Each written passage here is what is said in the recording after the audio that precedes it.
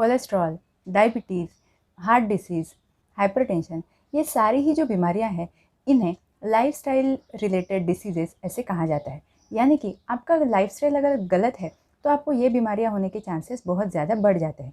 वहीं पे अगर आप आपकी लाइफस्टाइल प्रॉपर रखते हो, अच्छी रखते हो, तो इन लाइफस्टाइल डिसीजेस से आप ज़रूर बच सकते हो। खास करके जिन लोगों को ये डिसीजेस शुरुआती अवस्था में है, यानी कि अभी अभी आपका बीपी बढ़ना शुरू हुआ है, अभी अभी आपका शुगर बढ़ रहा है, कोलेस्ट्रॉल बढ़ रहा है, इस कंडीशन में तो आपको आपके लाइफस्टाइल पे बहुत ज़्यादा ध्यान देना ज़रूरी है। इससे आपके डिसीज़ का प्रोग्रेशन जो है, यानी आगे बढ़ना जो है, वो कम हो सकता है और यहाँ तक कि आपके मेडिसिन बंद होने की भी संभावना है। जिनका डिसीज़ काफ़ी पुराना हो गया है, बहुत ज़्यादा लक्षण बढ़ चुके हैं, उनको भी लाइफस्टाइल फॉलो करना बहुत ज़्यादा ज़रूरी है, क्योंकि इससे आपके मेडिसिन जो है वो कंट्रोल में रहेंगे और एक लिमिट के बाद के आपका डिसीज़ तो बढ़ते ही जाता है, जो कि मेडिसिन से भी कंट्रोल नहीं होता है। तो ये कंडीशन ना आए, इसके लिए प्रॉपर लाइफस्टाइल फॉलो करना, खास करके cholesterol, diabetes, heart attack, hypertension, इनमें बहुत ज़्यादा ज़रूरी है। अब ये ऐसी क्या लाइफस्टाइल है जिससे कि आपका कोलेस्ट्रॉल कम हो सकता है, चलिए जानते हैं आज की इस वीडियो में।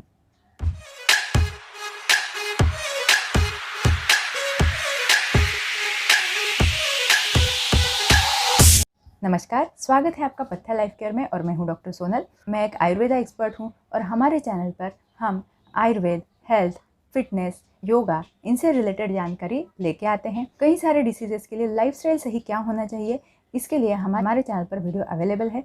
प्लीज़ आप हमारा चैनल जाके चेक करिएगा। अभी हमारा कोलेस्ट्रॉल से रिलेटेड एक सीरीज़ चल रहा है, पूरे सीरीज़ को आप ज़रूर फॉलो कीजिए।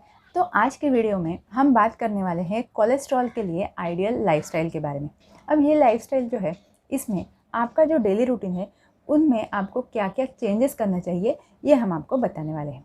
तो इसमें हम 5 पॉइंट्स कंसिडर करेंगे। सबसे पहला है आपका diet, second weight loss, third physical activity, fourth yoga और फिफ्थ आपका प्रॉपर स्लीप। तो ये सारी चीज़ें आपको कैसे अचीव करना है, इसके बारे में इस वीडियो में डिटेल में बात करेंगे। तो सबसे पहले स्टार्ट करते हैं डाइट से। कोलेस्ट्रॉल के लिए प्रॉपर डाइट लेना बहुत ज़्यादा ज़रूरी है। अब जैसे कि कोलेस्ट्रॉल जो है वो लिपिड्स या फैट से रिलेटेड है, तो सबसे पहले बात करते हैं कि डाइट में आपको फैट कंटेंट कैसा रखना चाहिए। ऑब्वियसली आपका जो भी कैलोरी इनटेक है उसमें से सिर्फ 20% मैक्सिमम कैलोरीज आप फैट से ले सकते हैं। ऑन एन एवरेज आपको जितना हो सके फैट का कंटेंट जो है वो कम ही रखना है। पकाए हुए खाने में ऊपर से तड़का डालना या ऊपर से ऑयल लेना, घी लेना, ये चीज़ें आपको जितना हो सके अवॉइड करेंगे तो बेहतर है। सैचुरेटेड फैटी एसिड्स और ट्रांस फैटी एसिड्स, ये दोनों भी आपको जितना हो सके अवॉइड करना है। अब सैचुरेटेड फैटी एसिड्स जो है वो एनिमल फैट्स में ज़्यादा रहते हैं। इन शॉर्ट आपको घी का इस्तेमाल जो है वो कंट्रोल करना है। दिन भर में आप 1 आधा चम्मच घी ले सकते हैं, लेकिन उससे ज़्यादा घी आपको नहीं लेना है। दूध अगर आप ले रहे हैं तो उसमें भी आपको स्किम मिल्क लेना है और दही का इस्तेमाल आप कर सकते हैं, ताक का इस्तेमाल आप कर सकते हैं। ट्रांस फैट की अगर बात करें, वनस्पति घी जैसे प्रोडक्ट्स में ज़्यादा रहते हैं। आप जो बेकरी प्रोडक्ट्स खाते हैं उसमें ट्रांस फैटी एसिड्स का प्रमाण होना बहुत ज़्यादा पॉसिबल है। इसीलिए अगर आप बेकरी प्रोडक्ट्स ले रहे हो उसमें आपको ट्रांस फैटी एसिड्स का कंटेंट चेक करके ही लेना है और अगर हो सके तो बेकरी प्रोडक्ट्स आप कम ही कर दो तो आपके लिए बेहतर है। तली हुई चीज़ें, डीप फ्राइड आइटम्स आपको अवॉइड करना है। तेल आपको कौन सा यूज़ करना चाहिए, इसके लिए हमने एक डिटेल में वीडियो बनाई हुई है, वो आप जाके ज़रूर चेक कर सकते हैं। लेकिन फ़िलहाल मैं आपको ये बता दूँ कि ऑयल्स जो है वो आपको अलग अलग ऑयल्स कॉम्बिनेशन में यूज़ करना चाहिए। इस कॉम्बिनेशन के बारे में डिटेल में हमने वीडियो बनाई हुई है, वो आप जाके चेक कर सकते हैं। पॉली अनसैचुरेटेड फैटी एसिड्स और मोनो अनसैचुरेटेड फैटी एसिड्स जो कि ऑयल्स में ज़्यादा पाए जाते हैं, तो ऐसे ऑयल्स आपको यूज़ करना चाहिए।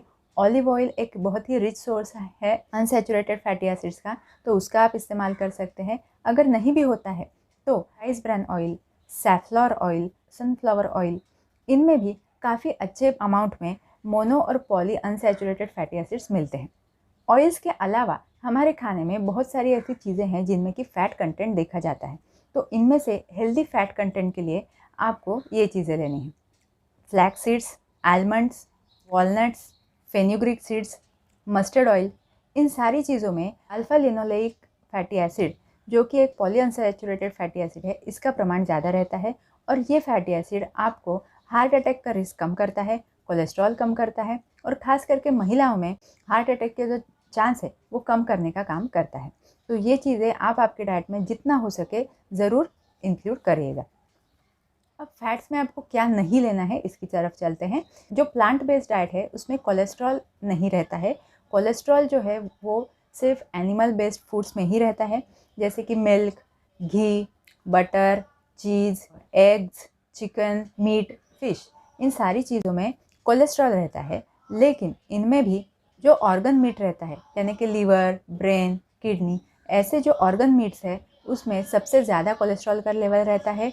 घी में भी कुछ हद तक कोलेस्ट्रॉल का लेवल है और एग योक में भी कोलेस्ट्रॉल का लेवल अच्छा रहता है। तो इसीलिए ऑर्गन मीट्स और एग योक, इनका इस्तेमाल आपको अवॉइड करना है। फ़िश आप ले सकते हैं क्योंकि फ़िश में काफ़ी सारे अनसैचुरेटेड फैटी एसिड्स रहते हैं जो कि आपके हार्ट के लिए हेल्दी रहता है। 100 to 200 gram fish 2 to 3 times per week आपको लेना है, जिससे आपको हार्ट डिसीज़ और कोलेस्ट्रॉल में काफ़ी अच्छा प्रोटेक्शन मिल सकता है। अब ये हो गया फैट्स के बारे में। उसके बाद आते हैं कार्बोहाइड्रेट्स। नेचुरल सी बात है कि अगर आप ज़्यादा कार्बोहाइड्रेट्स और फैट्स लेते हैं तो आपका वज़न बढ़ सकता है, और वज़न बढ़ने की वजह से कोलेस्ट्रॉल, हार्ट डिसीज़, ये तो बढ़ना ही है। इंसुलिन भी अपना काम ठीक से नहीं कर पाता है। इसीलिए वज़न कंट्रोल करने के लिए आपको कॉम्प्लेक्स कार्बोहाइड्रेट्स आपको यूज़ करना है, यानी कि आपको होल ग्रेन्स जो है उनके ऊपर फोकस करना है। जितना हो सके आप होल ग्रेन, मिलेट्स, इनको आपके डाइट में ले सकते हैं, और शुगर, गुड़, मैदा, ऐसी चीज़ों को आप अवॉइड कर सकते हैं। आप जितना कार्बोहाइड्रेट्स का यूज़ कम करेंगे उतना ही आपका ट्राइग्लिसराइड्स का लेवल कम होने में आपको मदद मिलेगी। आपके जो एनर्जी है या डेली डाइट है उसमें से 60% ही आप कार्बोहाइड्रेट्स ले सकते हैं, उससे ज़्यादा आपको अवॉइड करना है। वो भी आपको होल ग्रेन फॉर्म में लेना है, या फिर फ्रूट्स, वेजिटेबल्स, इनका इस्तेमाल भी आप कर सकते हैं। उनसे जो कार्बोहाइड्रेट मिलता है वो भी आपको सफिशिएंट है। उसके बाद आता है प्रोटीन्स की तरफ। तो जो भी एनिमल प्रोटीन्स है उनका इस्तेमाल आपको कम करना चाहिए, क्योंकि जैसे मैंने अभी बोला उसमें कोलेस्ट्रॉल का कंटेंट होता है। तो प्लांट बेस्ड प्रोटीन्स मतलब आपको दाल पे फोकस करना पड़ेगा और स्प्राउट्स पे फोकस करना पड़ेगा। इनका इस्तेमाल आप कर सकते हैं। इससे आपको प्रोटीन भी मिलेगा, एनर्जी भी मिलेगा, और कोलेस्ट्रॉल भी कम होने में मदद मिलेगी। काफ़ी सारे जो लेग्यूम्स और स्प्राउट्स है उनमें विटामिन B12 होता है और फाइबर कंटेंट भी उनका ज़्यादा होता है। तो ओवरऑल आपके कोलेस्ट्रॉल और हार्ट डिसीज़ के लिए स्प्राउट्स आपको काफ़ी अच्छे हैं। जैसे आपको पचते हैं वैसे आपको लेना चाहिए। अगर स्प्राउट्स खाने से आपको गैस जैसी कुछ तकलीफ़ होती है तो थोड़ा सा उसमें अदरक, लहसुन, जीरा, इनका आप तड़का देके उनका यूज़ कर सकते हैं। प्रोटीन के लिए अगर आपको मिल्क का इस्तेमाल करना है तो आप स्किम मिल्क यूज़ कर सकते हैं। विटामिन सी का कोलेस्ट्रॉल में काफ़ी अच्छा रोल है, और विटामिन सी के लिए आपको लेमन्स, सिट्रस फ्रूट्स और गुआवा, ऐसी चीज़ों का आप इस्तेमाल कर सकते हैं, जिससे कि कोलेस्ट्रॉल भी कंट्रोल होगा और फाइबर भी मिलेगा। फाइबर के बारे में हमने काफ़ी बात कर ली है। सारे ही फ्रूट्स और वेजिटेबल्स लगभग जो है वो कोलेस्ट्रॉल के लिए अच्छे हैं, क्योंकि ये हाई फाइबर रहते हैं। अब चलते हैं नेक्स्ट पॉइंट की तरफ, जो कि है वेट लॉस। तो जिनका वज़न नॉर्मल है, यानी कि जिनका बॉडी मास इंडेक्स जो है वो 25 से अंदर है, उनको भी वज़न थोड़ा सा कम करने की ज़रूरत है। अगर कोलेस्ट्रॉल और हार्ट डिसीज़ डिटेक्ट होते हैं तो थोड़ा भी अगर आप वज़न कम कर लेंगे तो आपको इन डिसीज़ में काफ़ी अच्छा इंप्रूवमेंट महसूस होगा। और जिनका वज़न ज़्यादा है उन्होंने तो वेट लॉस के ऊपर ज़रूर काम करना चाहिए, क्योंकि अगर आप 1-1 किलो भी वज़न कम करते हैं तो उससे आपके हार्ट पर आने वाला लोड जो है वो काफ़ी हद तक कम हो जाता है। वज़न जैसे जैसे कम होता है वैसे वैसे बॉडी का फैट कंटेंट भी कम हो जाता है, और उसी की वजह से कोलेस्ट्रॉल भी अपने आप कम होना शुरू हो जाता है। तो वज़न कम करना किसी भी लाइफस्टाइल डिसीज़ में बहुत ज़्यादा इंपॉर्टेंट है। वज़न कम करने के लिए जैसा हमने डाइट में बोला वो आपको मॉडिफिकेशंस करने ही है। इसके अलावा हमारा एक पूरा प्लेलिस्ट बना हुआ है वेट लॉस के ऊपर, आप उसे भी जाके चेक कर सकते हैं। वज़न कम करना ये एक लाइफस्टाइल का आपके पार्ट होना चाहिए। ऐसा नहीं है कि आपने कुछ वज़न कम कर लिया, बाद में छोड़ दिया और वापस से उसी स्टेज पे आ गए। तो वज़न कम करना ये आप एक लाइफस्टाइल की तरह ही फॉलो करेंगे तो आपको कोलेस्ट्रॉल डिसीज़ में काफ़ी फ़ायदा हो सकता है। एक्सरसाइज जो है वो कोलेस्ट्रॉल, वेट लॉस, इनके लिए बहुत ज़्यादा ज़रूरी है। खास करके एरोबिक एक्सरसाइज आपने करना है। एरोबिक इसका मतलब ये होता है कि जिस भी एक्सरसाइज में आपके मसल्स काम करते हैं और आपके मसल्स को एनर्जी लगती है काम करने के लिए, और वो एनर्जी आपके मसल्स यूज़ करते हैं, ऐसे एक्सरसाइज को एरोबिक एक्सरसाइज बोला जाता है। अब इसमें क्या क्या आता है, उसमें वॉकिंग, रनिंग, स्टेप्स चढ़ना उतरना, जंपिंग, ये सारी चीज़ें इसमें आ जाती हैं। आपके ओवरऑल कंडीशन के अनुसार आप इनका इस्तेमाल कर सकते हैं। फॉर एग्जांपल अगर आपको बहुत ज़्यादा नी पेन होता है तो आपको वॉकिंग कर सकते हैं, आप साइकिलिंग कर सकते हैं। अगर आपको स्टेप्स चढ़ने उतरने में परेशानी है तो आप जस्ट वॉकिंग भी कर सकते हैं। अगर नहीं तो आप स्टेप्स चढ़ सकते हैं, जंपिंग, जो भी आपको पॉसिबल हो वो आप कर सकते हैं। लेकिन खास करके हार्ट के अगर आप पेशेंट है, ओबेसिटी है, तो वॉकिंग आपके लिए सबसे बेस्ट रहेगा। उसमें भी आपको ब्रेक के साथ आप वॉक कर सकते हैं, यानी कि आपको एक 10 से 15 मिनट का ब्रिस्क वॉक लेना है, उसके बाद आपको एक 5-10 मिनट का रेस्ट लेना है और वापस से 15-20 मिनट का वॉक करना है। जो भी एक्सरसाइज आप शुरू करेंगे, खास करके कार्डियक और कोलेस्ट्रॉल के पेशेंट, इन्होंने वो एक्सरसाइज धीरे धीरे करके ही शुरू करना है। कभी कभी ऐसा हो जाता है कि हमारी लाइफस्टाइल जो है वो बहुत सेडेंटरी रहती है, उसमें हमें एक्सरसाइज की आदत नहीं होती है और सडनली हम एक्सरसाइज शुरू कर देते हैं, उससे सारे सिम्टम्स जो है वो सडनली बढ़ सकते हैं। इसीलिए एक्सरसाइज आपको स्लोली और स्टेडीली ही शुरू करना है और उसको बढ़ाना भी आपको स्लोली है। हार्ट के पेशेंट को एक्सरसाइज के दौरान थोड़ा थोड़ा ब्रेक लेना बहुत ज़्यादा ज़रूरी है। इस ब्रेक के दौरान आपको रिलैक्स करना है और डीप ब्रीदिंग करना है। जब आपको सही लगने लगेगा, आपकी जो सांस फूली हुई है वो थोड़ी नॉर्मल हो जाएगी, उसके बाद उठ के ही आपको आगे का एक्सरसाइज कंटिन्यू करना है। अब चलते हैं हमारे नेक्स्ट पॉइंट की तरफ, जो कि है योगा। जनरली किसी भी लाइफस्टाइल डिसीज़ में 2 कंपोनेंट्स रहते हैं, एक होता है फिजिकल कंपोनेंट और एक होता है साइकोलॉजिकल कंपोनेंट।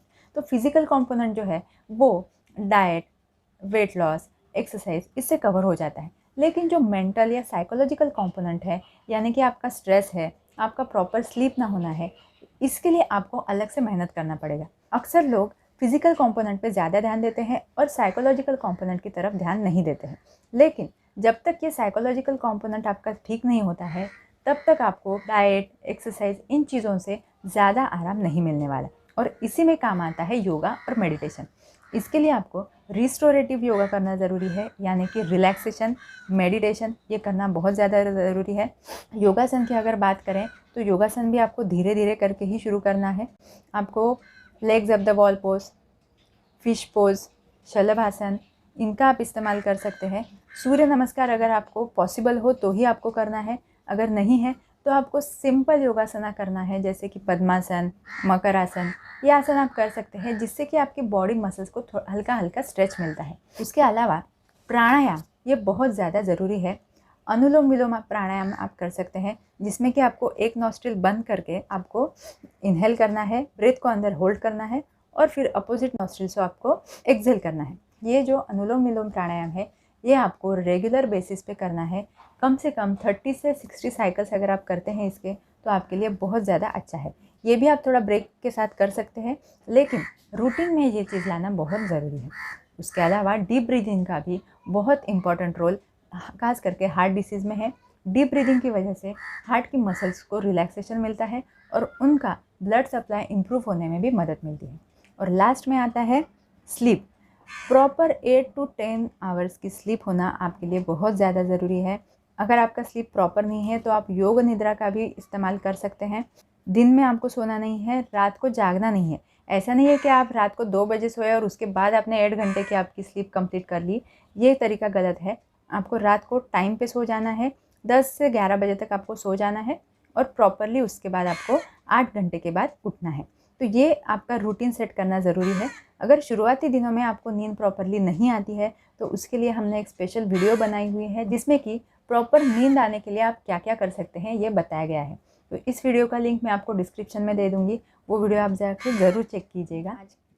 तो ये थी हमारी आज की वीडियो। मिलते हैं अगले वीडियो में, तब तक के लिए प्लीज़ चैनल को सब्सक्राइब कर दीजिएगा और वीडियो को लाइक किए बिना मत जाइएगा। Thank you so much.